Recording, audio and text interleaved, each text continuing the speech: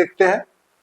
9th math chapter 2 polynomial exercise 2.1 example number 1, find the degree of each of polynomial given below. जो नीचे 3 polynomial दे रखे हैं, इन तीनों polynomial में हमें बताना है डिग्री। अब हमें पता होना चाहिए what is degree of the polynomial, polynomial का डिग्री क्या होता है।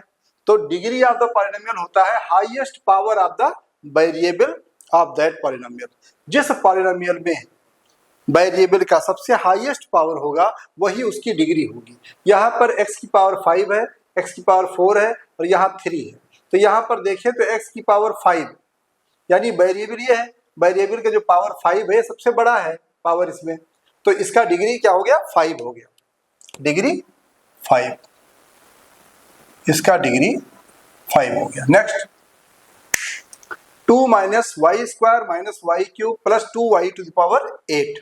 यहाँ वेरिएबल कौन कौन सा, 1 2 3, 3 वेरिएबल है और तीनों वेरिएबल में सबसे बड़ी पावर कौन सी है, 2 3 8 है, इसलिए इसका डिग्री क्या हो गया 8, डिग्री 8। यहाँ आ जाओ, यहाँ पर कह रहा है डिग्री क्या है, ओनली कांस्टेंट नंबर लिखा हुआ है। जब कभी भी कांस्टेंट नंबर अकेला लिखा रहेगा तो उसके आगे आप x की पावर 0 लगा दिया करो।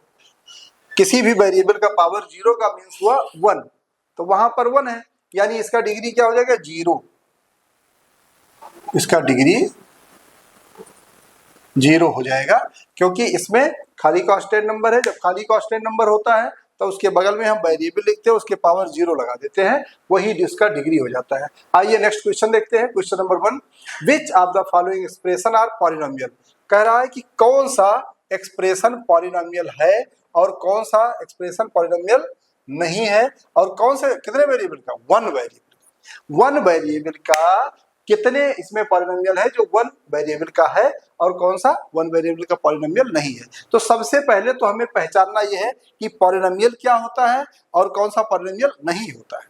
जब कभी भी वेरिएबल का पावर अगर होल नंबर में आए, वेरिएबल का पावर अगर होल नंबर में आता है तो वो सारे पॉलिनोमियल हैं, और अगर पावर में होल नंबर ना आकर के इंटीजर आ जाए या फ्रैक्शन आ जाए तो वो पॉलिनोमियल नहीं होते हैं। आइए देखते हैं। सबसे पहले ये पॉलिनोमियल है, ये भी पॉलिनोमियल है, ये पॉलिनोमियल नहीं है।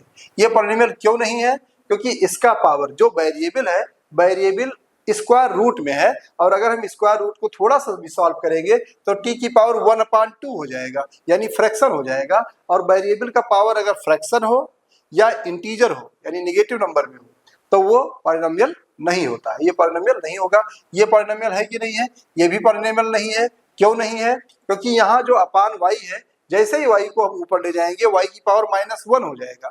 और हमने बताया है पावर, किसी भी वेरिएबल का पावर अगर निगेटिव नंबर हो जाए यानी इंटीजर हो जाए या फ्रैक्शन हो जाए तो वो पॉलिनोमियल नहीं होता है। और ये अगर हम बात करें तो ये पॉलिनोमियल तो है मगर वेरिएबल कितना है, 3 वेरिएबल का है। जबकि यहाँ क्वेश्चन कह रहा है कि हमें बताना है पॉलिनोमियल विद 1 वेरिएबल, खाली एक वेरिएबल का। तो एक वेरिएबल का ये भी पॉलिनोमियल नहीं है, ये पॉलिनोमियल तो है मगर 3 वेरिएबल्स का है, x y t 3 वेरिएबल है इसमें। आइए आंसर लिख देते हैं। तो दिस इज, ये फर्स्ट और सेकंड पॉलिनोमियल है।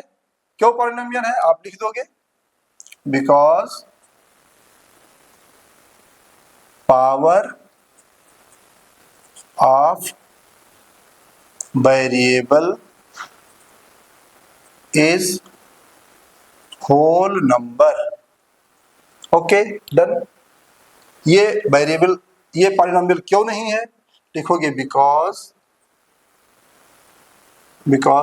Power of variable is not whole number। इसका